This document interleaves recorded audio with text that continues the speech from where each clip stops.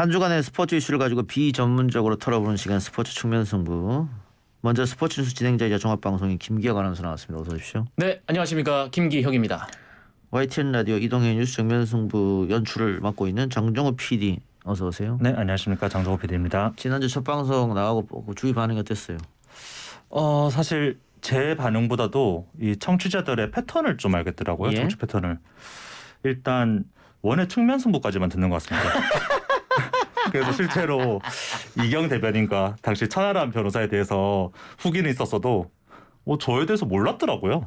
그래서 뭐 이렇게 얘기하길래 야 그럼 내 뒤에 나왔던 거 들었냐 하니까 거기 네가 왜 나오냐 몰라서 다시 듣고 뭐 이랬었습니다. 그래서 왜 이렇게 뒷부분에 우리가 실시간 접촉자가 없는지 확실하게 제가 느꼈습니다. 근데 보통 그 라디오 프로도 마찬가지고 TV 프로그램도 마찬가지입니다만 시작보다는 중간이나 끝에 시청률 청취율이 피크를 찍거든요. 아 그러니까요.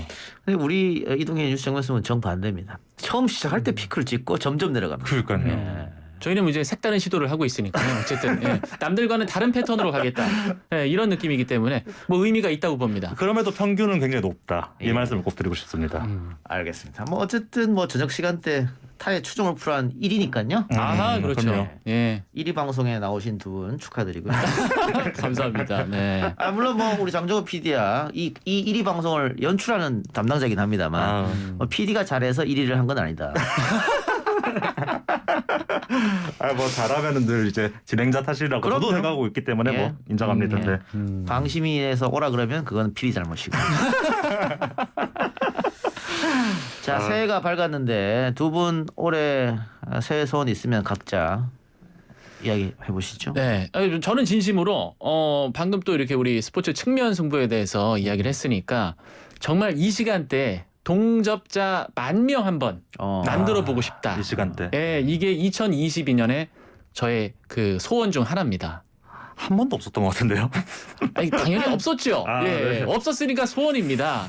예, 이루어지지 않더라도 뭐 소원을 빌 수 있잖아요. 지금 혹시 몇 명인지 여쭤봐도 될까요? 7,400명입니다. 오, 뭐야? 이거는 우리 자체 수요일 자체 신기록 같은데요. 사부에 한해서. 예. 보통 한 3,000명 뭐 요 정도. 그러니까요. 제가 그래서 부담 없이 나왔는데. 예, 시작할 때 8,000이었는데요. 빨리 물어요. 시작하자마자 물어봤어요. 그새 나가셨어요? 네. 계속 떨어져서 지금 7,340명입니다. 아하, 안 돼요. 그 사이 또 100명 나갔어요. 나가지 마세요. 그냥 제발. 돌린 거거든요. 아예. 더 이상 안 되겠다 싶어서. 알겠습니다. 자, 장정호 PD는 저는 오히려 이렇게 김기혁 아나운서가 이렇게 말씀해 주시니까 되게 오히려 제가 되게 감사한데 저는 개인적으로 그냥 연애와 결혼. 저거 진심이에요. 진정성이에요. 이런 게, 예. 진정성입니다. 오히려 저거. 더 예. 소원이 아닌가 싶습니다. 그 소원을 지금 이제 38년 동안 못 이루고 있거든요. 그러니까요. 예. 이렇게 생각한지 뭐 결혼까지는 생각한지 뭐 그렇게 생각 안 하더라도 거의 한 7, 8년 가까이 이런 생각하고 있는데 반복되고 있네요. 거의. 이때 한번 또 소원을 빌고 설에도 소원 빌고 이렇게 두 번을 하는데도 뭐 결혼을 하려면 연애를 해야 되니까. 그렇죠. 예. 그래요. 쉽지 않네요.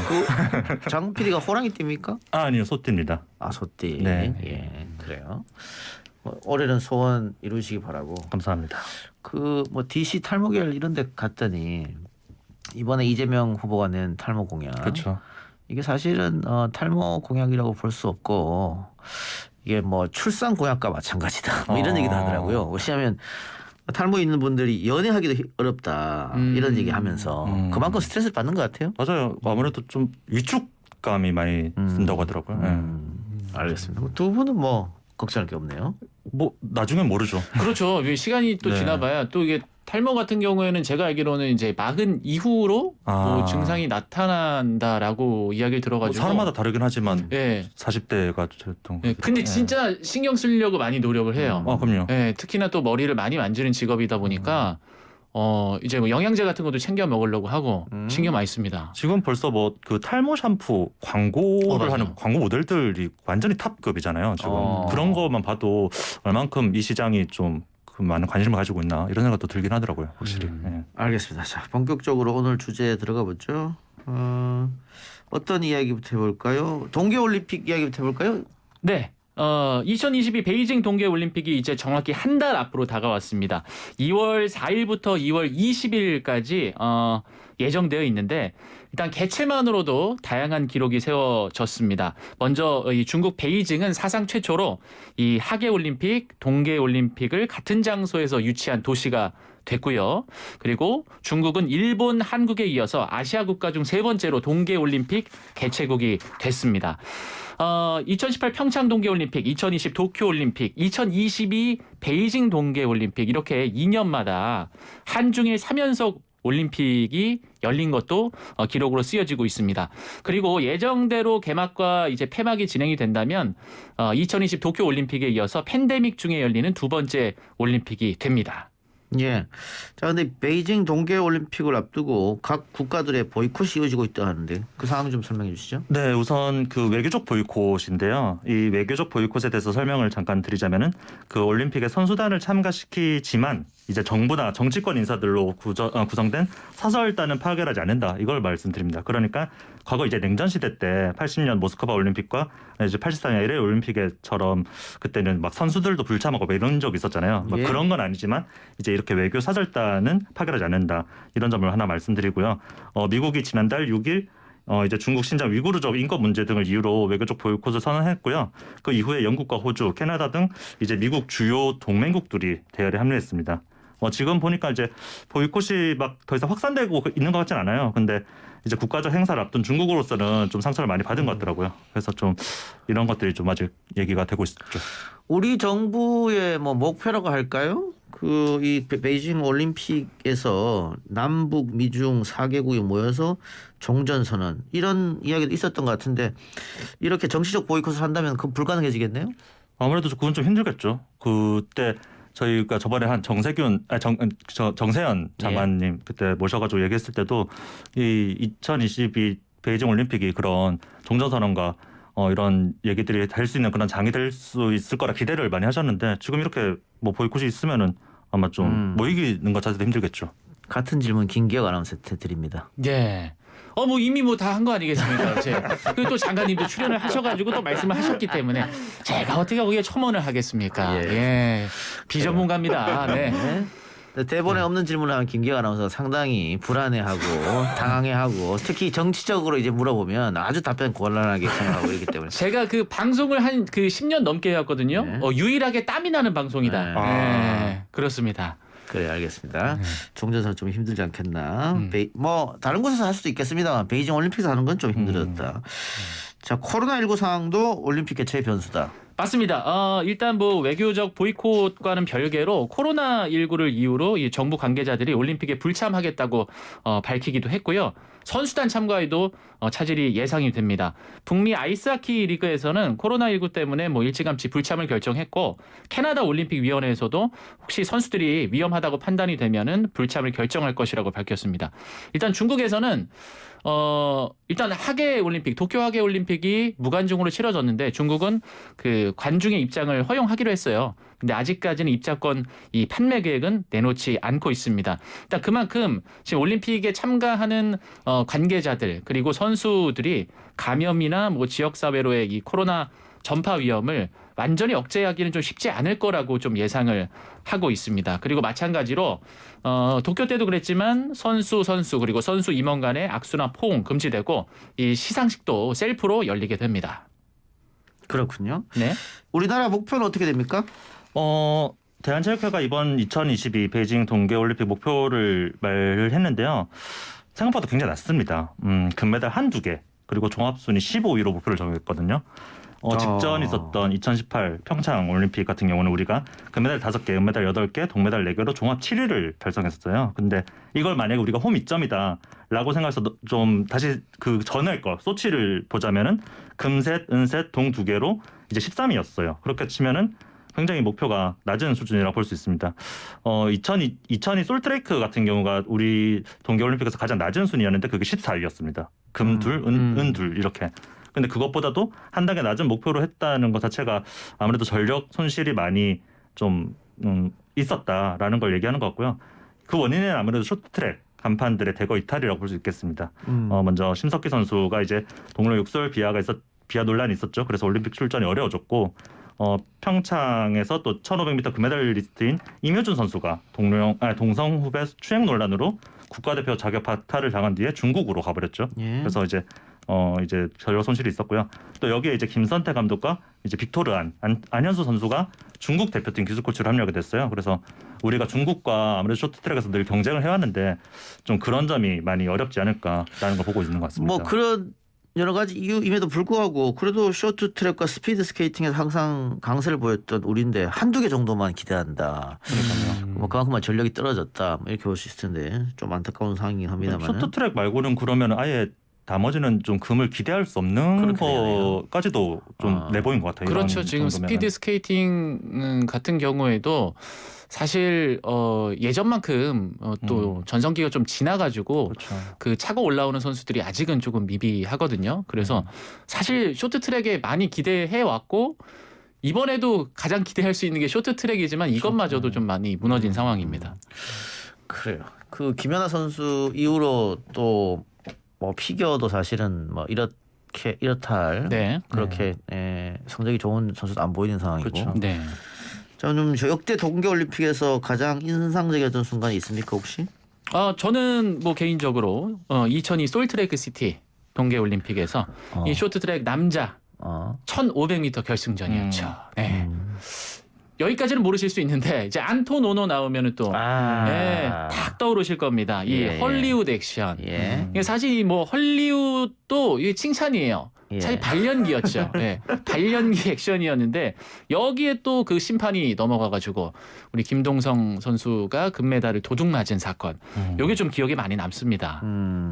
알겠습니다. 자 그러면은 2022년 스포츠 빅 이벤트 동계올림픽 그다음 또 뭐가 있습니까? 네, 바로 항저우 아시안 게임이 올해 9월 10일부터 25일까지 중국 항저우에서 열리게 됩니다.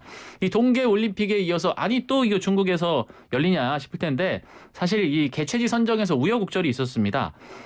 브라질 월드컵이라든지 리우 올림픽 개최했던 브라질 그리고 인천 아시안 게임이 우리나라에서 열렸잖아요. 근데 이렇게 큰 빅 이벤트 스포츠 행사들을 했던 나라들이 약간 부채로 몸살을 겪고 있다 보니까 이 항저우 아시안 게임을 결정할 때 개최지를 결정할 때 아무도 나서질 않았어요. 중국 항저우 말고는. 그래서 개최가 됐다라는 말씀을 드립니다. 예. 그러니까 과연 과거처럼 뭐 이렇게 스포츠 빅 이벤트를 열어서 뭐 경제적 효과가 큰 것도 아니고 오히려 빚만 진다. 네. 뭐하러 이렇게 하느냐 뭐 이렇게 되는 거군요. 맞아요. 예. 그래서 알겠습니다. 자 그리고 마지막으로는 카타르 월드컵이네요. 네, 맞습니다. 월드컵 사상 최초로 중동과 이 아랍권 국가에서 2022 카타르 월드컵이 열립니다. 뭐 여름 기온이 40도 이상까지 올라가기 때문에 이번 월드컵 같은 경우에는 11월 21일에서 12월 18일까지. 아 그래요? 예, 그래서 이제 겨울 그쪽에서의 겨울에 우리 쪽에서 이제 겨울에 국방부로서 예, 첫 그렇죠. 겨울이죠. 예, 예. 열리게 되는 겁니다. 일단 뭐 20년 만에 2002년 우리 이제 한일 월드컵이 있었잖아요. 그 이후에 처음으로 아시아에서 개최되는 대회이고요. 아시아 국가 중에서는 처음으로 단독으로 이제 월드컵을 열게 됐습니다. 11월 21일부터 12월 18일까지. 저도 처음 보는 경우 같은데 이렇게 늦은 계절에 하느냐. 어쨌든 우리 선수들도 선전을 기원하고 네. 지금 아시아 최종 예선이 한창이죠? 네네. 지금 A조에 속한 우리나라가 지금 4승 2무로 승점 14점입니다. 그래서 2위를 달리고 있고요. 이란의 승점 16점이고요. 이제 3위 아랍에미레이트와는 승점 8점 차이를 벌리고 있어요. 그래서 비교적 여유로운 상황이라고 볼 수 있겠습니다. 이제 다음 최종 예선 경기가 1월 27일 목요일에 있는데요. 레바논 원정 경기입니다. 만약에 이 경기에서 우리가 이기고 같은 날 아랍에미레이트가 비기거나 진다면은 우리가 바로 월드컵 본선 진출을 확정짓는 날이기도 합니다. 근데 레바논의 경우에는 이 경기 패하면 바로 이제 그냥 본선 월드컵 직행이 좌절되기 때문에 굉장히 필사적으로 나오지 않을까라는 예상이 되고요. 또 레바논 경기장의 잔디 상태가 매우 안 좋다고 해요. 그래서 좀 그런 불규칙 바운드도 조심해야 될 것 같고 또 레바논이 이제 패를 면하기 위해서 노골적인 침대 축구를 또 구사할 수 있기 때문에 좀 이런 부분들을 우리가 경계해서 준비해야 되지 않을까 생각이 듭니다. 자, 작년 도쿄 올림픽 있었을 때 2022년 동계 올림픽은 코로나가 사라지지 않겠느냐라고 예측했습니다만 뭐 예측이 지금 보기 좋게 빗나가는 상황이고요. 맞아요.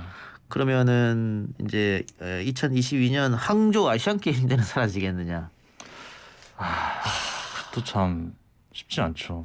그러니까 올해 소원 중에 네. 사실 마스크 벗는 것도 저는 있었거든요. 그럼요. 예. 네, 진짜 이 때가 언제였는지 잘 기억도 안 나고 진짜 빨리 좀 사라졌으면 좋겠어요. 우리가 작년 11월을 생각해 보면은 11월에 뭐 집단 명령이 이제 딱 그렇죠. 되어서 그때는 네. 마스크를 벗을 수 있다 이런 기대를 바라보고 사실 네. 작년 초를 시작했던 것 같은데 네.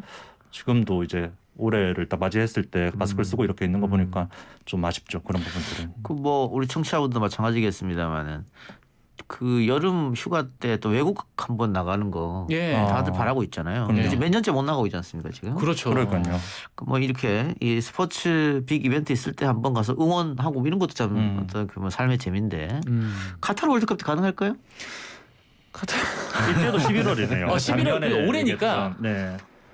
아 저는 사실 글쎄요 마스크 벗는 건 가능하지 않을까. 개인적으로는 조심스럽게 네. 예상하고 또 희망을 합니다. 사실 치료제가 나오면은 이런 이제 좀 우리가 좀 이렇게 좀 더 이제 열려 있는 그런 게 된다고 하니까 지금 치료제가 이제 나온 상황이잖아요. 네. 그래서 11월이니까 좀 기대해봐도 되지 않을까라는 좀 희망적인 그런 바람을 해봅니다. 먹는 치료제 게임 체인저가 될 수 그렇죠. 네. 있겠다. 근데 코로나 때문에 우리 장 PD가 연애를 더 못하는 거 아니에요? 그렇게라도 가야 돼요. 근데 네. 그러기에는 뭐 메르스 때도 제가 없었기 때문에 굳이 뭐 코로나까지 갈 것도 없을 것 같고 신종플루 때 있었으니까. 그럴 때도 없었던 것 같고 뭐 전염병 탓하기에는 너무 좀 네, 부차한 것 같습니다. 전염병을 네. 탓하면은 그 매년 독감이 유행을 하기 때문에 그러면 안 돼요. 그럼 매년 못 만나는 건가요? 그럼 매년 못 만나는 거예요. 그럼 안 됩니다. 네. 바이러스로 가면 안 돼요. 그런데? 네. 아니 그런데 뭐 지금 이게 코로나 때문에 뭐 밤 9시 이후는 만날 수도 없고 하니까 아 그거는 결정적이죠. 이게 뭐 소개팅 아니어도 자연스럽게 만나서 아 친구들 소개로 만나서 늦게까지 술도 먹다가 또 연락도 하고 그럴 수 있잖아요. 지금 네. 그런 게 안 되니까. 아예 차단돼 있는 상황. 이게 9시 이후에는 또 이제 프라이빗한 장소로 이동할 수 있는 진짜 무슨 그런 여지가 생기기 때문에 오히려 더 기회일 수 있다라는 말씀을 드리고 싶고 이거 정말이에요. 장동건 만나고 PD. 나서 정보는 만나고 나서. 예. 저는 이 말씀에 동의하지 않습니다. 아니요 왜? 두 말씀 좋아서. 오늘 고맙고 여기서 마치겠습니다. 지금까지 스포츠 측면 승부 김기혁 장정우 두 분과 함께했습니다. 고맙습니다. 감사합니다.